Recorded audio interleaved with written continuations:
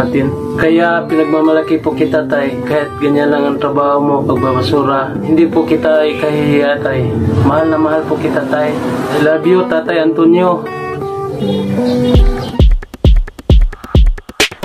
Kahit ano, kakalkalin ni Tatay Antonio, maitaguyod lang ang kanyang pamilya. Kaya naman, ipinagmamalaki siya ng kanyang anak na si Andrew. Proud na proud po ako sa aking tatay. Kahit ganyan ang hanap buhay niya, pero kahit paano, tinataguyod pa rin niya kaming magkakapatid. Hindi po niya kami pinabayaan. Pinalaki po niya kami na nasa tama at may malasakit sa kapwa. Para po sa akin, napakaswerte po namin na nagkaroon po kami ng amang katulad niya. Napaka-responsible po kasi niya eh. Kaya hindi ko siya ipagpapalit kahit kanino man. Ang mga tatay na doktor, abogado, engineer o sundalo, ganun na lang kung ipagmalaki ng kanilang mga anak. Pero papaano kung ang tatay mo basurero?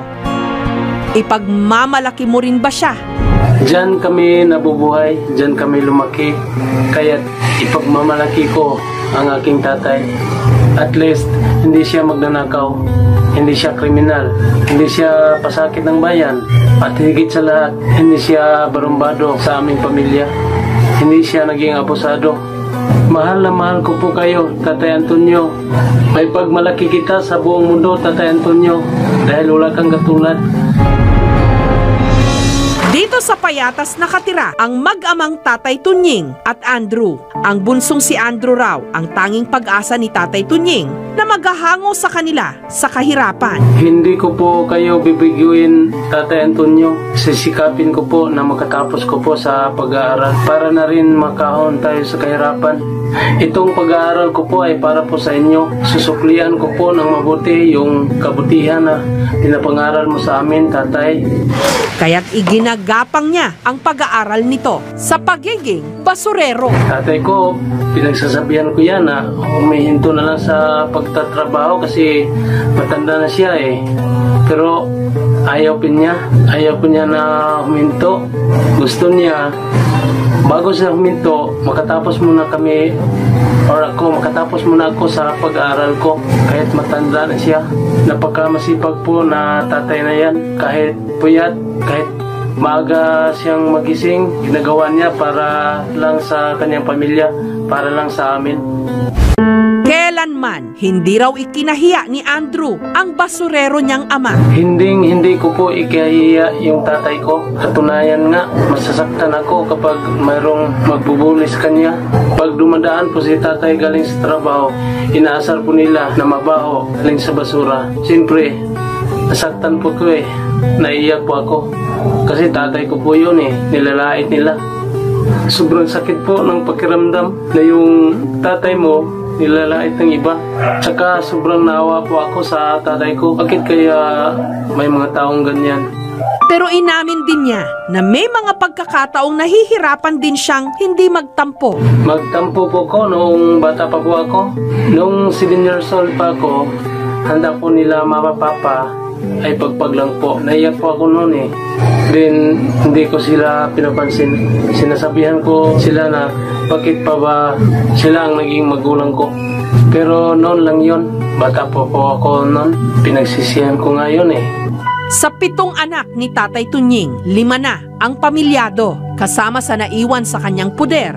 Bukod kay Andrew, ang pang-6 niyang anak, ang 19 anyos na si Angie, na may mild cerebral palsy. May kapatid pa ako na kababata po sa akin. May sakit po siya eh. Siya po si Angie. Mahirap po talaga ang buhay. Nauubos po ang pira ng tatay at nanay ko eh, sa kakabili na gamot ng bunso kong kapatid si Angie.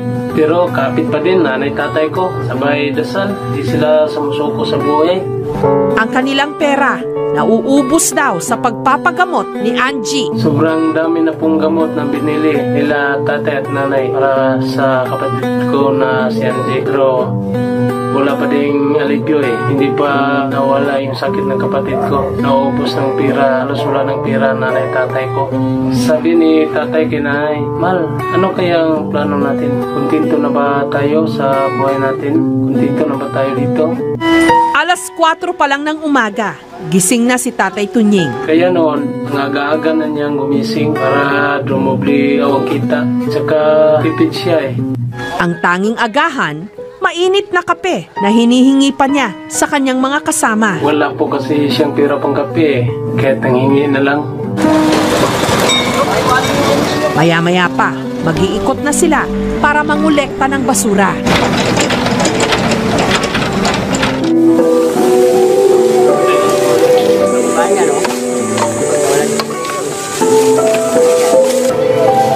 Kadalasan daw nila na may encounter yung bahong tayo sa diaper. Minsan nga masusugatan pa yung tatay ko sa mga sirang jealousy. Bagamat 68 anyos na si Tatay Tunying, hindi alintana ang pagod at init ng panahon. Baliwala lang po niya yung init sa pagod. At dahil Father's Day ngayon, may mensahe si Andrew sa kanyang ama. Una po sa lahat, tay, mahal na mahal po kita bilang aking ama, tay. Kasi po, kayo po ang aking inspirasyon sa pang-araw-araw na dumating na pagsubok po sa ating buhay. Kayo pa din po ang naghanap ng paraan upang masolusyonan ang problema na dumating sa pang-araw-araw natin. Kaya pinagmamalaki po kita, tay. Kahit ganyan lang ang trabaho mo, pagbabasura, hindi po kita ikahihiya, tay. Mahal na mahal po kita, tay. I love you, Tatay Antonio.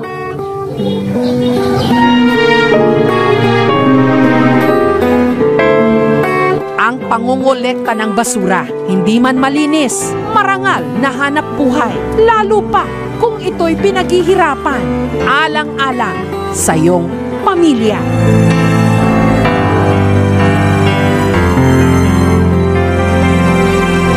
Naantig ka ba sa istoryang ito? Tweet na gamit ang hashtag KMJS.